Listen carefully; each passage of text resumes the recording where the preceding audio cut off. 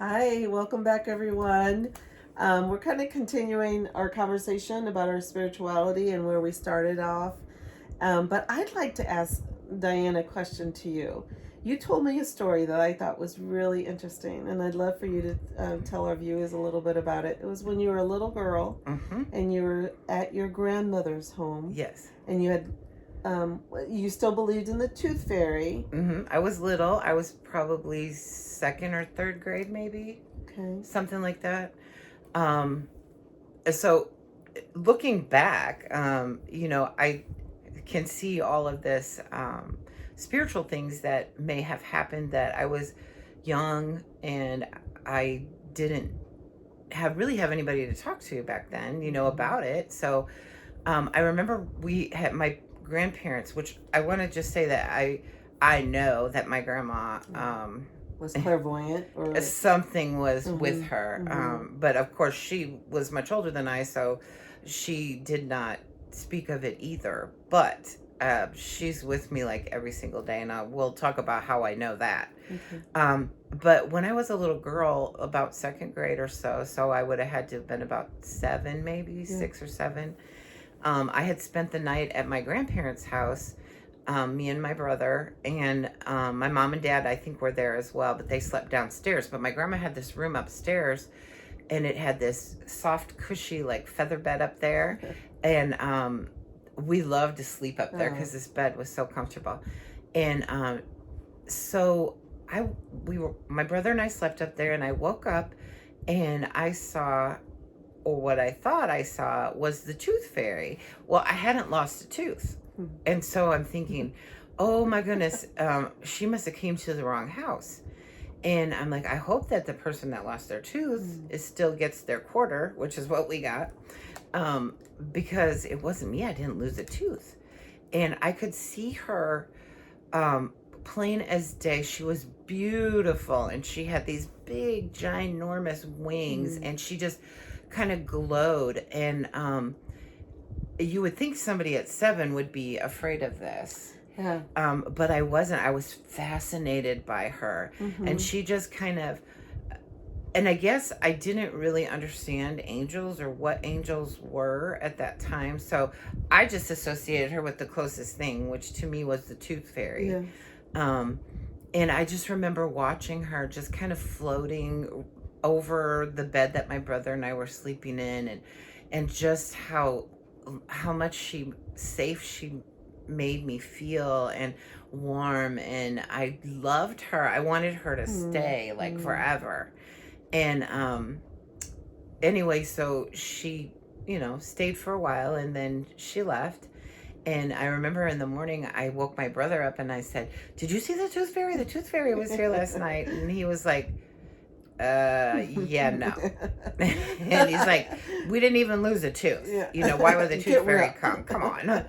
So I remember going downstairs then, and I went into the kitchen, and my grandma was in there making breakfast and coffee. And I'm like, Grandma, I saw that. Guess what I saw last night? The tooth fairy.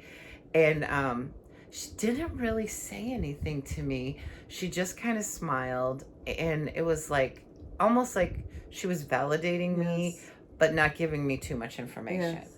So that kind of made me feel like, now looking back, like she knew. She knew. And maybe something she's experienced before. Maybe. Yeah. So that was one of my earliest experiences, was when I was about 7. Yeah. And I've never forgotten it, ever. I mean, I can tell you down to the detail. I could probably draw her out, what she looked like. That is such a beautiful story, because they say that children can see angels, but they get to a certain point where they no longer see them, because they are kind of unfortunately kicked into what we think is oh, that's only a fairy tale, that you shouldn't believe in, things like that. Well, I think we should always let our children believe in those things.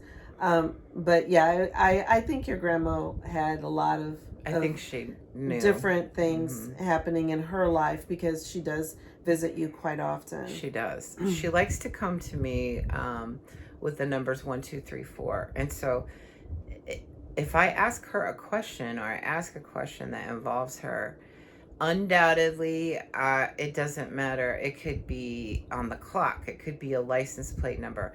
It could be the number of emails in my inbox. It could be anything. I will see the numbers 1, 2, 3, 4, and I always know that it's her and that she's trying to give me different types of messages.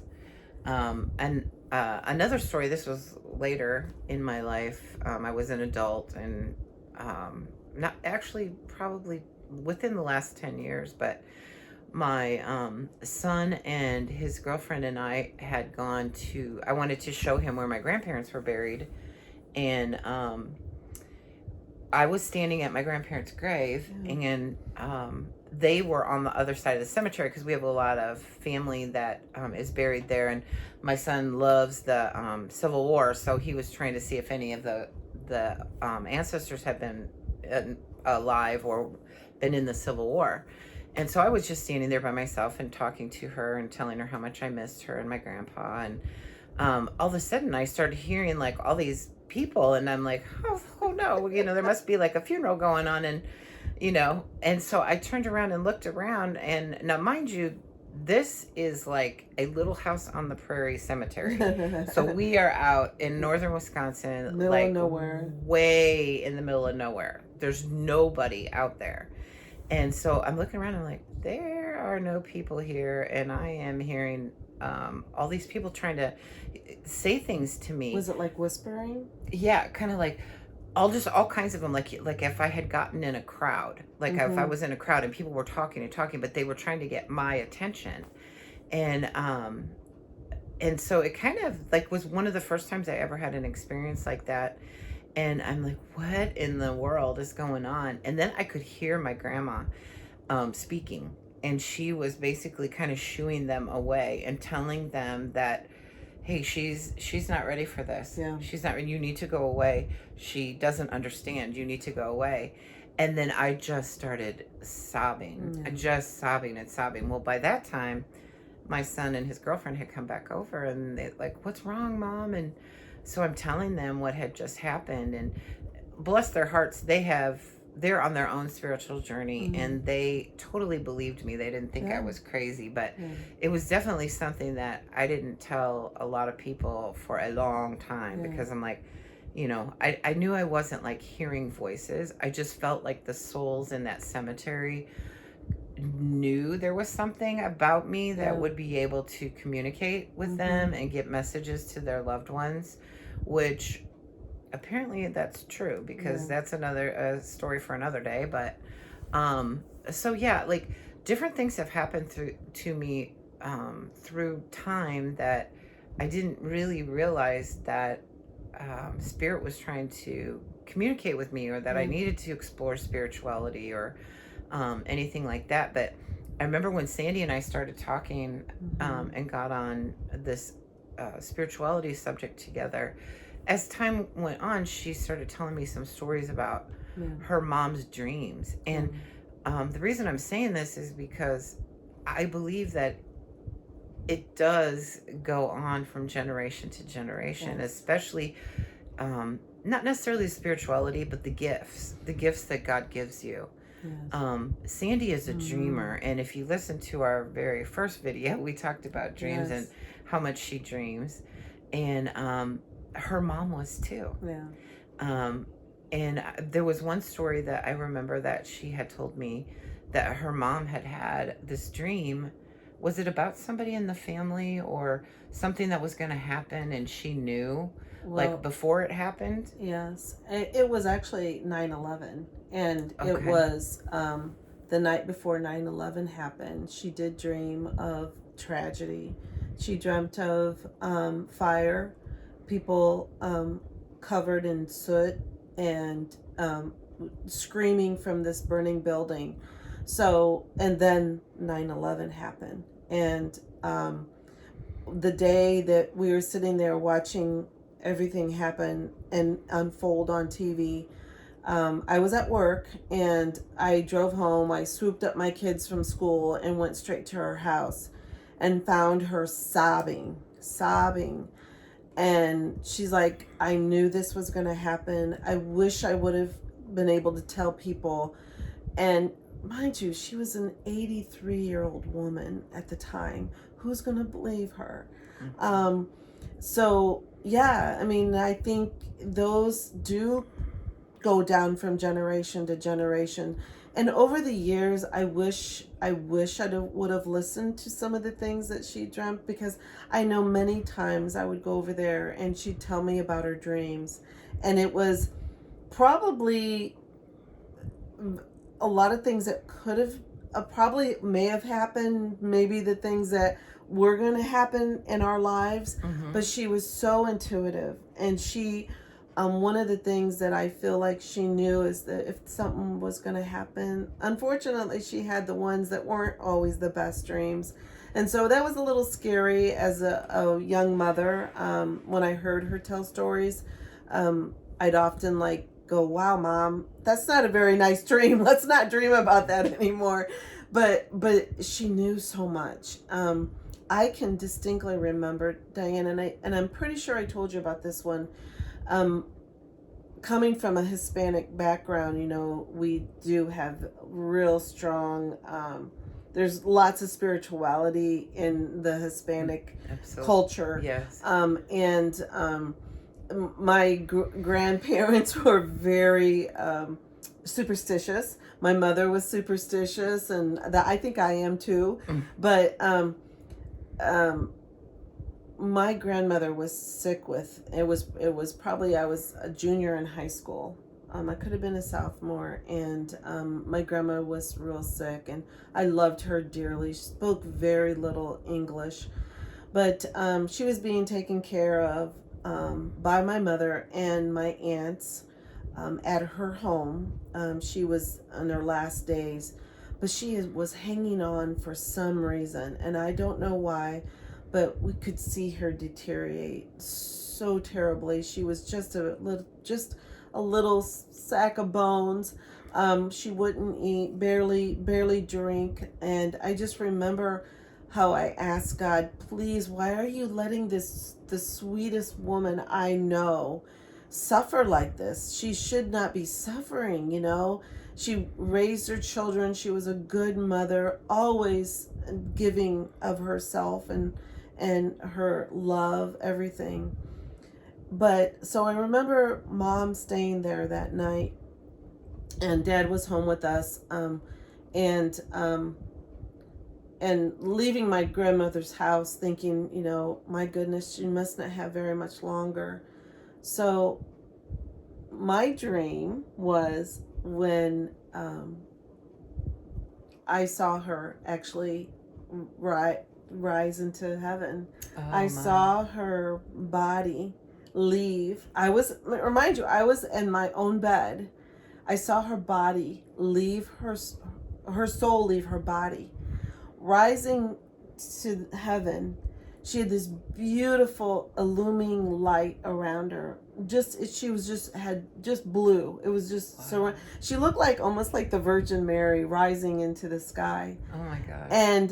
And I knew at that moment that she was fine, and she was where she was supposed to be going, and she had told me, and as she's rising up, that everything was going to be fine, and she was, you know, going to heaven. Just then the phone rang, and it was my mother. My dad had answered, and I could hear him in his voice that my mother was telling him that my grandma had just passed. Amazing.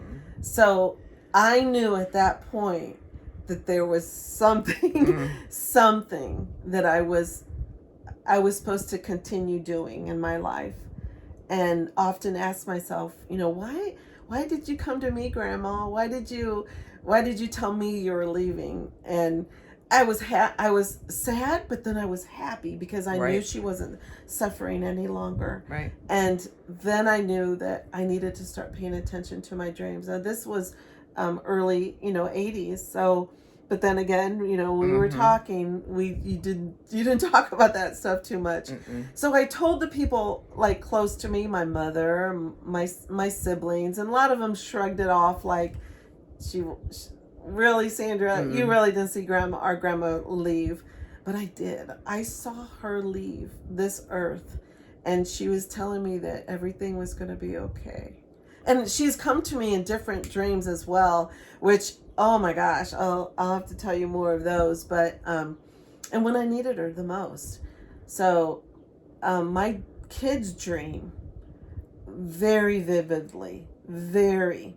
It's so coincidental. Some of the things they dream at the same time. They'll tell me that grandma has come to them in dreams, and just, like I tell them, listen to those dreams because she's very adamant they about that. are so important that we Mhm. listen to those dreams. Mhm. And it had a lot to do with the last time had a lot to do with my husband's health and why they were Yes. dreaming these dreams the way they Yeah. were. And I set them all down and I said, you guys, I know you think I'm a little cuckoo sometimes, but please listen to your dreams. And because they have a lot to tell you. They do. And I think it's a lot of times what our spirit guides need to tell us sometimes, Right. not only to help us, but to help others that we're going to be, that we help on their journey as well and in this life.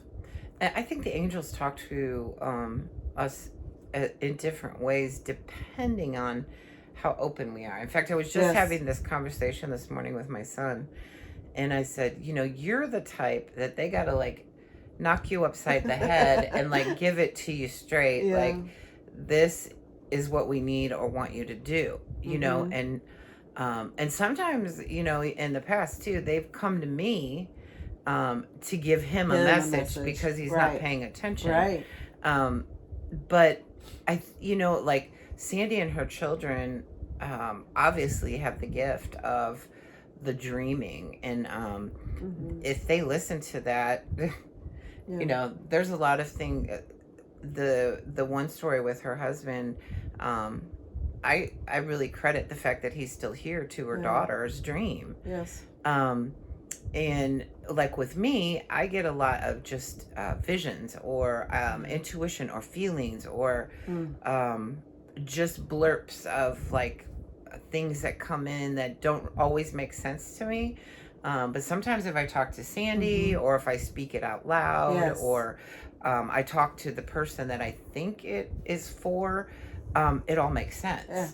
It's like, oh, okay, well, that's what that meant then, because I have no idea. Yeah. But so if you get messages, you may not get them in even the ways that we get them, but and they may not make any sense whatsoever. None. I mean, just the craziest things. I mean, I honestly can dream of something that is occurring for someone else, and I don't know it's occurring for someone else, but like as I'm talking to you in particular, you will know the person that this is actually happening to, and we put our little minds together, and by the end of the day we're like, we figured it out. Yeah. It's like, well, did you think about it this way? Like, she had come to me the other day and we were talking about this dream that she had where she saw this football. Yeah. And it was like a football, like not sideways, but a straight up and down. Lengthwise. And so we're both kind of like, I wonder what that's all about. This football in the sky.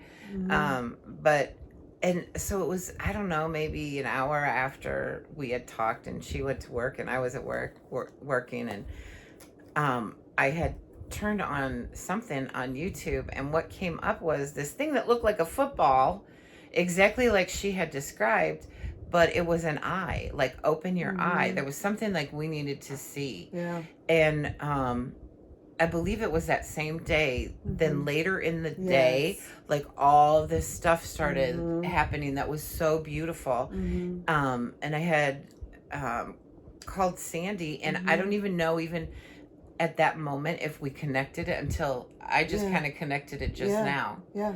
Like, you need to open your eyes. There's so much beauty in the world.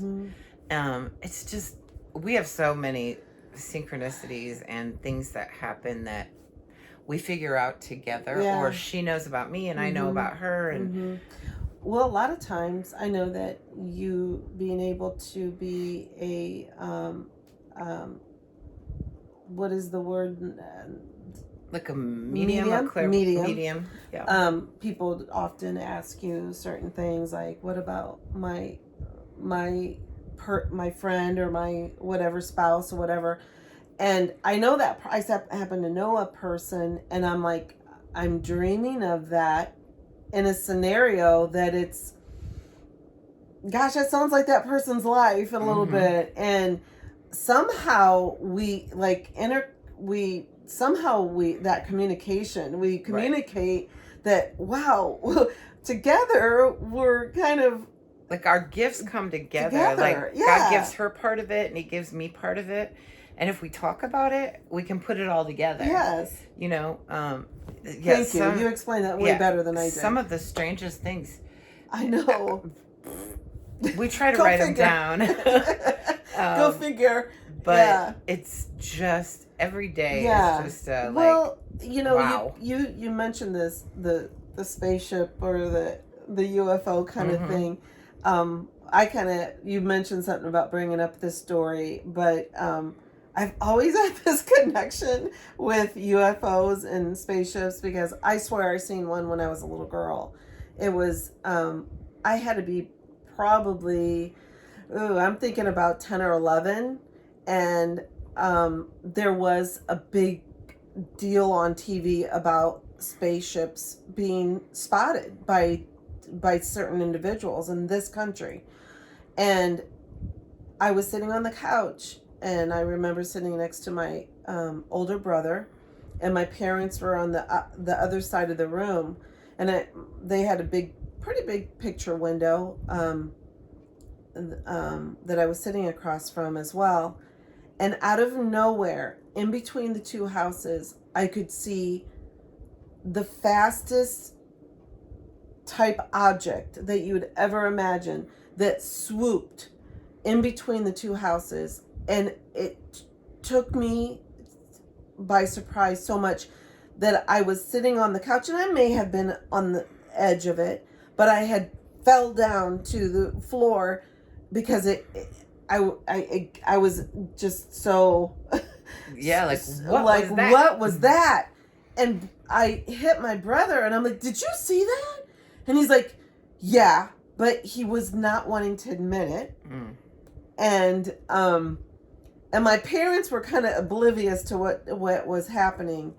And then ever since then, it's like I've always felt like there was something about spaceships or aliens, and I often have visions of them, and they always have the biggest eyes and the funny shaped heads. And I don't know if that has any of you have those feelings or those visions. I do know that, if you guys are avid YouTube watchers or spiritual watchers of different channels, they're really starting to talk about these other beings from other places that are going to come and help us to awaken. And so I mean, I don't know, it's apparently she's not the only one. I mean, I have never experienced that, so I have no input on that. I don't know.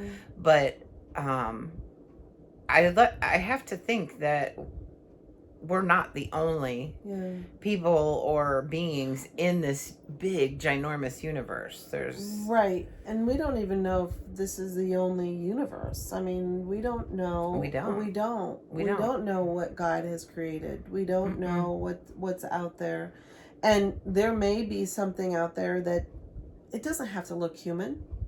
It could look something totally different. Maybe we look weird. Yeah. I don't know. I mean, I don't know. Why are we always numero uno? Right. So, I mean, maybe that's it. And I just chalked it up many times to just, I have a big imagination. But I think that's where a lot of our stuff comes from, is our imaginations that, are to grow and to... We're to find those things. You think it's your imagination. Yeah, or you think it's your imagination, yeah. Because I don't know about you, but, there's so many things in my life where I'm like, wow, what a coincidence. What a coincidence. What a coincidence. And I'm like, and now at this stage I'm like, That definitely Nothing's was not a no coincidence. No, that was meant to Everything. happen. Yeah, everything. You know. Well, I think I told you I was leaving work. I thought I was sneaking out of work. Yeah. And I was about ready to. I think I had pushed the elevator button to go down, and I was on the 4th floor of the building I work in, and all of a sudden the fire alarm went off, telling me not to get in the elevator, telling me not to get in my car and to drive home. Right. It was wanting me to stay in that building, and it was only a drill, no fire, thank goodness. It was only a yearly drill, and I had to go by protocol and find out where my evacuation exit was or whatever, and go by protocol. It prevented me from going home at that particular time. And I told Diane how I was just smiling the whole time and chuckling, because we often say that a lot of times. Yeah. It's like, even though, ooh, that red light, ooh, that makes me mad that it's making me late. But there's a reason. There is a reason. And there is a reason why I was not to get on that elevator, to get in my car for a drive home. I was supposed to stay where I was supposed to stay, and that's why I was stuck in that building for a while. Yeah. So things happen all the time. All the time. And if you just even if it's not like something so blatant as stopping you, if you feel it, you really should intuition follow it, because I don't know, mine is almost always spot on. Like if it doesn't feel right, or it doesn't feel good, or something feels right, yes, I will follow it. I will go, okay, meditation I think is really good if you are just trying to find a place to start with your spirituality or grow it. Meditation is amazing. Yes. My best place for meditation is at bowls. I just love the sound bath, and it's being in a room full of people giving off all this beautiful energy. And whether you've experienced it or you believe it or you don't, the energy, I mean, just think about it. Like if you're in a room with somebody that is just complaining, can you sometimes just feel yourself like just being pulled down, like, oh my gosh. Yeah. But then you go in a room where people are happy and they're celebrating and there's joy going on. Like you can all of a sudden just feel yourself getting like more and more energetic, and what that is that's you picking up on the energy of the people that are around you. So yeah, I know I've sat in bowls before and have felt just love twirling around. I mean, joy and love, and no one's even saying anything, because you're quiet during bowls. You're laying there or sitting up, your comfortable position, and the girls are playing their bowls, their crystal bowls, and they just play them so angelically. Oh, they're beautiful. And it has beautiful acoustics in there, and you're breathing in and out, and you're trying to clear out your mind from a busy week to go into your next week. And the feeling I get every time is the love that is gushing everywhere. It is. Gushing. Yeah. That's a word, but yeah. The thing is that, and I thought about that, that we go to bowls, it just happens that it's on a Sunday. Yeah. But, I was thinking like how I would feel when I left church on Sunday, and how I feel when I leave bowls. Oh, and, good point.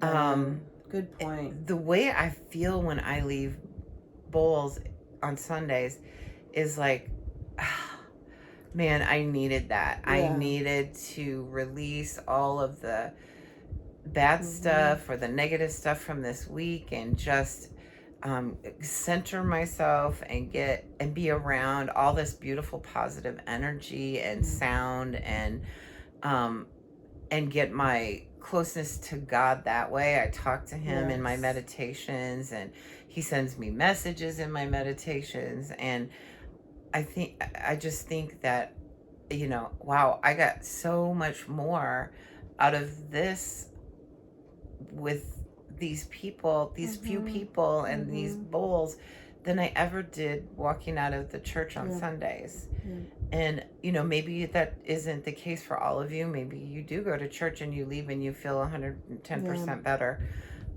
But most of the time I was like, oh my gosh, is this ever going to be over? And I didn't understand what the pastor was talking about. Right. I'm like, what? I don't even know. Do you know, that's a good point. I mean, don't you feel like you get the message straight from God and his angels at bowls? That's how I feel. Specifically for me. Yeah, specifically for you. Because you could sit in any organized religion, in their church, whatever, mosque, and you can like, that doesn't relate to me today, or I'm not feeling it.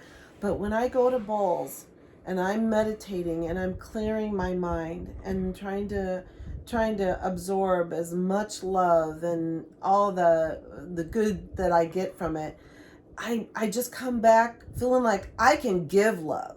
I'm more willing to, I go home to my husband, and he's not well enough to go to bowls right now, but he was going to bowls. Now, this was a man who never ever would go to church with me. If you knew this man, he would never go, but he goes to bowls. Yeah. Goes to bowls. And unfortunately, he's not in a position where he can get around very well. So, but he'll get there. And but he was wanting to go to bowls. He even asked my daughter for special his own little bowl sessions. Come and play for me. Little private sessions. So, because he knows that there's something just magnificent about it. And it's like going to church, just you and God. Yeah. You know what I mean? It's like... it's your private little temple. Yeah, it's your moment. Yeah. It's a moment for me to connect with God and all my angels, and it's about me. Yeah. It's all about me. And I can pray, I can just let my mind clear and let them bring in the messages. I can do whatever I want. And God is with me the whole entire time. And it's our special one-on-one time. And you all know God can be more than one place at one time. So he could be at all the churches on Sunday. He could be with every single person in that room. But it's me and him at that moment. It's me and God and my angels and all the people that are what I call my tribe, that are all having that same beautiful experience at the same time. And it's amazing. And I think you said the tribe, and they are, and not everybody has a tribe, which is okay, and we can be your tribe if you want, but you may not have access to bowls like we do, right? But I mean, there are different beautiful YouTube channels where they play the bowls, and believe me, when I miss a Sunday at bowls just because of a certain circumstance, I will turn on a YouTube channel that Me too. It's like, and it's sometimes all I need. Sometimes it's just a conversation with you. If I don't get to bowls, or and it makes me always feel better. A conversation with my loved ones, and so finding that little place that you can go and meditate, or just being outside, grounding take yourself. Your shoes off, put your feet in the grass, and just close your eyes and lean back in your lawn chair, and just let everything go out of your mind, and just let it be you and God and nature and whoever you want to invite. You can invite whoever you want, to come and join you in your mind, and in your heart. Yeah, I like what you say to God when you tell them, just come to me, tell me what you want me to hear. And I like that. I like that just the simpleness of it. It doesn't have to be complicated. It's really not complicated. When my mediumship kind of started, I know that it seems like it would be complicated, but it's not. It's for me. I just clear my mind and I just let the messages come. And if they do, they do. And if they don't, then it's something that I'm not supposed to know. I'm not supposed to share. I'm not. So I'm very like accepting of if they want me to know, they're going to tell me. Yeah, I think so. I think that's important. That try not to push it. Right. Well, I know there many times, with our jobs and everything and family and sicknesses and stuff. I know, both we've had it on both sides, but when you are the most stressed, I feel like when I'm the most stressed, I don't have my dreams.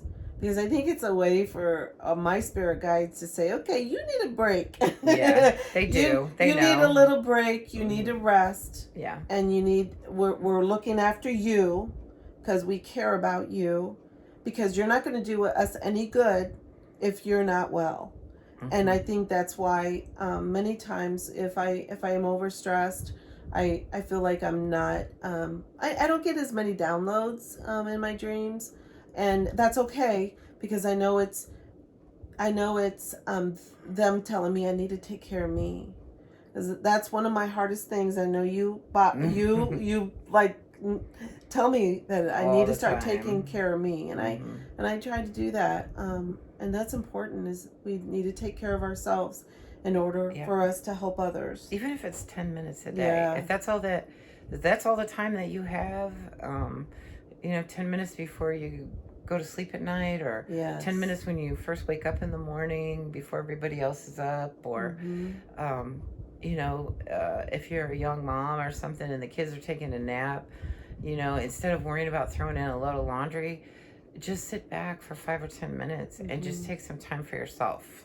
That's like you said, walk outside with your barefoot. Yeah. And feel the grass and feel the blades of grass underneath your feet and the breeze on your face, and take in the beauty of the flowers and the leaves back on the trees and the birds chirping, and just being in nature itself can, like I sat outside this morning and had a cup of coffee, and it was so beautiful, and I could hear all the birds chirping loudly, and but I was looking at my flowers. That I'm not a plant person. I should just show you this plant. Oh, how's she doing? Here she is. Okay. Do you see this plant? This plant is alive. So I think that one of my tribe members, Julia, gave me this, not knowing I wasn't a plant person. But it's doing well. But I said, you know what? I'm going to try. And she's still alive, and she'd be proud of you. She would. She would be very proud of me. So I'm trying to be better with plants and get more in touch with flowers. I don't know. In touch with flowers. But I love them. Talk to them. They'll be fun. They love you back. My grandma did that. She did talked to all her plants. When she would water them, she would be like, "Good morning, Violet, and how are you? I hope you had a good night." Oh, that's so sweet. And her plants were some of the most beautiful plants I ever saw. But she always told me, these are living beings too. And if you think about it, they are. I mean, they're alive. Yeah. My mom was the same way. They're alive. She had a green thumb. She could. Dad could do the same as well. But yeah, we have so many more stories to tell you guys. I'm excited. I can't wait till we film the next one. Who knows, But we're already. And we want to hear from you. Yes. I mean, really, we do. If you anything, and this is so casual. I love it. Your house is cozy. Yeah, I really like it a lot. My house has a vibe. It's like I know you can't see much of it, but it's a very small house, and I have family and friends and stuff, and that have much bigger homes than I do. But everybody wants to congregate here all the time, and I'm like, I have the teeniest house out of all of you. You guys have. I mean, I have a big yard, but. But everybody always wants to come here. And then when they do, they're like, I just want to stay here. Can I stay here? Yeah. I feel like I could, you have a spare bedroom. I do. I'm working on that, which, you know what? Once I get all the junk out of there, which I'm almost done. I'm going to show you guys, just for fun, what it looks like now. And then I will show you a finished, what it looks like finished. But I love those. my I love husband, those videos, yeah. he does drywall. And thank goodness, because it saves us a fortune. So he's going to put all new drywall in there for me. My son, he just, I moved out within the last few years. And so I don't know if I was just holding on to I'm not sure if I want to change the room or not. So I just let it be my collect junk room. But now I've decided I need a spare room. So I will take you on that little journey with us too.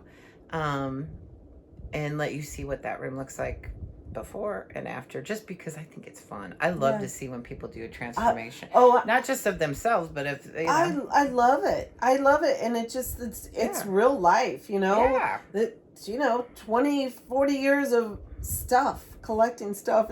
But we won't talk about that, because I had my son come over this morning before Sandy got here, and I said, you've got to get this out of here, because seriously, I kid you not, this entire living room was full of black garbage bags of just stuff that I've decided that this year I need to declutter my life.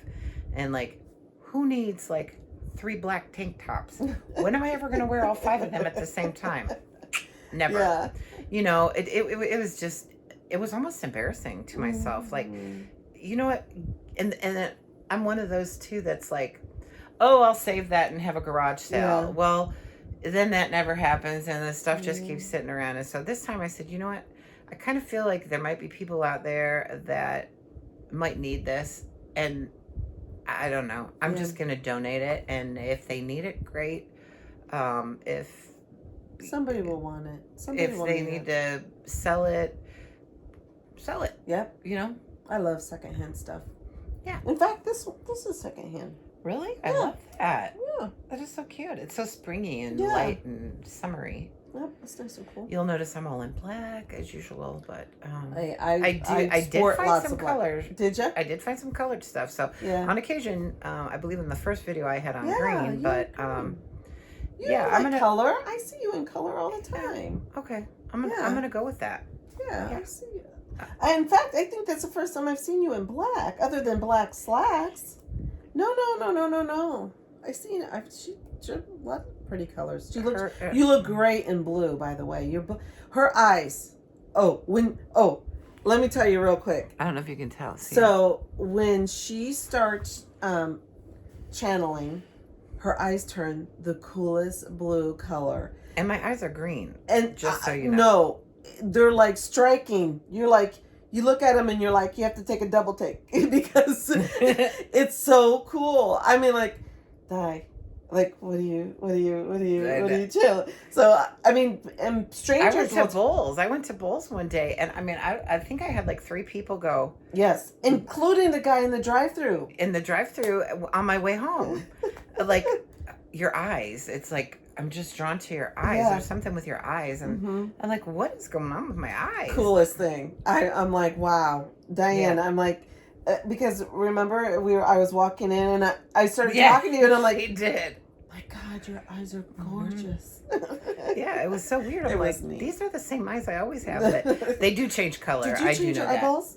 I do know. They do change colors depending on what's happening. But let me know if any of you do that. I mean, does your eye color change? Neat. If I'm tired, if I'm super tired, they'll get like bright green, like glowing green almost. Like you need to close those eyes because they're kind of spooky, you know, now that they're so green. But we'd love to know about your special gifts. Because it's we've so got intriguing. To me, I love these stories. I really do, and I love the stories. We got to talk about the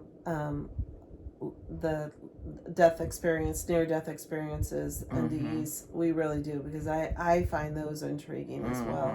Because with me seeing my grandma, you know, ascending into heaven, it was just, you know, she was going somewhere special.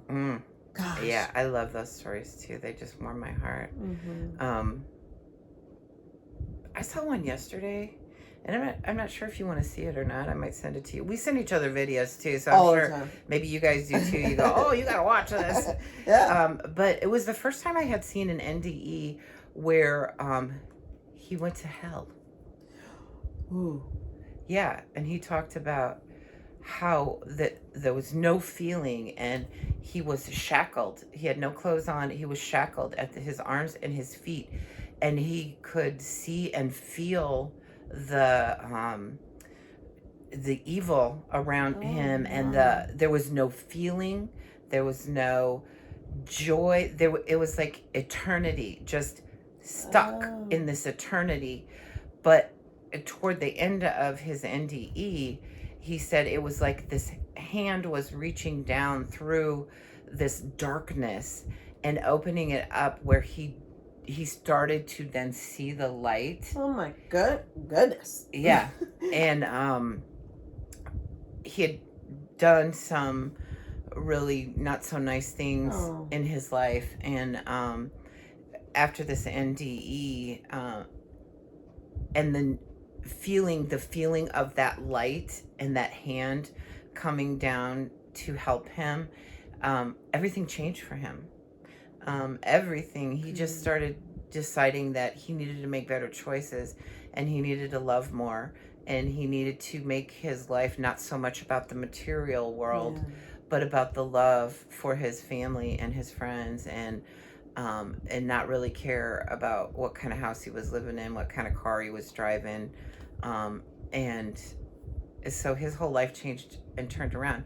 But I have to say that it was probably the first time I had heard an NDE where... I don't think I've ever heard one. Yeah. And it scares me. You know, I don't like scary things. I'm a big chicken.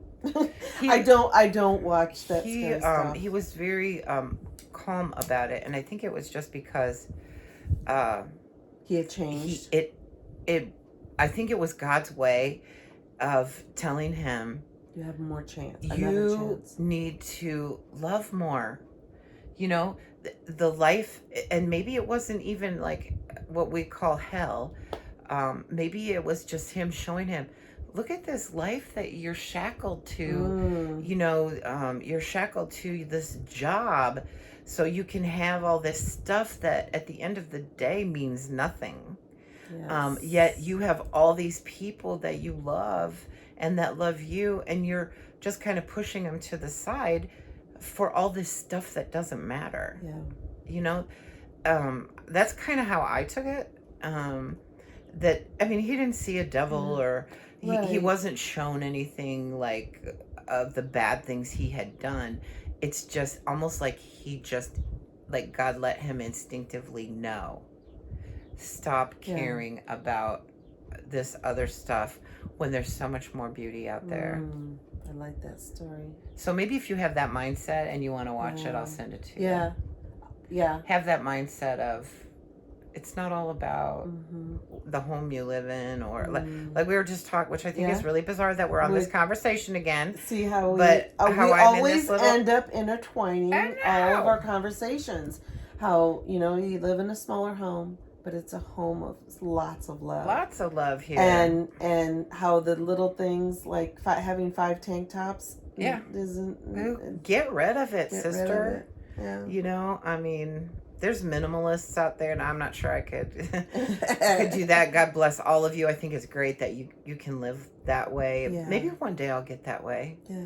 But, you know, I often hold on to things that at the end of the day, they only mean something to me. Are they gonna, like...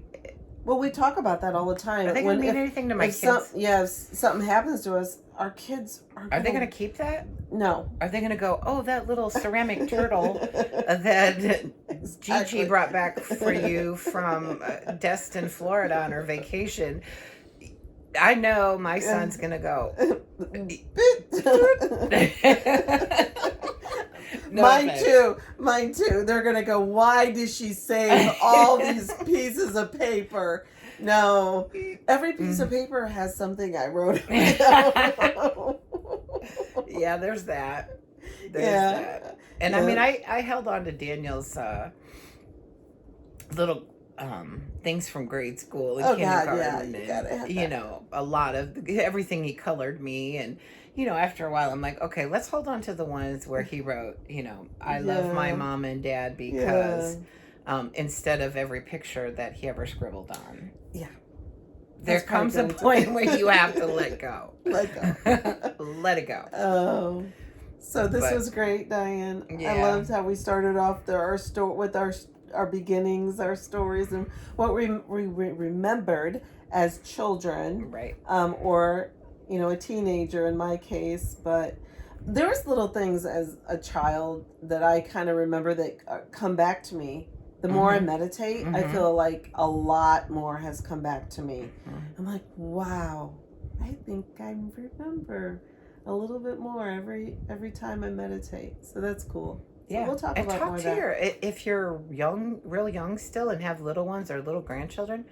I mean, their little heavenly memories hang on for a Oh, while, and it's kind of cool. My cousin's little granddaughter is like 5, I think, and she had told her grandma, my cousin, I loved you before I even knew you, and she was like, that's cool. "What do you mean?" And she's like, "Well, I knew you in heaven." And she's like, "Well, how did you know this was me?" And she said, "Because you told me your name." And it was just matter of factly. And she Mm-hmm. just went about her business. Like, Mm-hmm. my cousin's standing there like, what just happened? That is cool. But she had no idea. Like to her, it was like, well, how come you don't remember me? Why don't you remember me from heaven? I remember Yeah. you.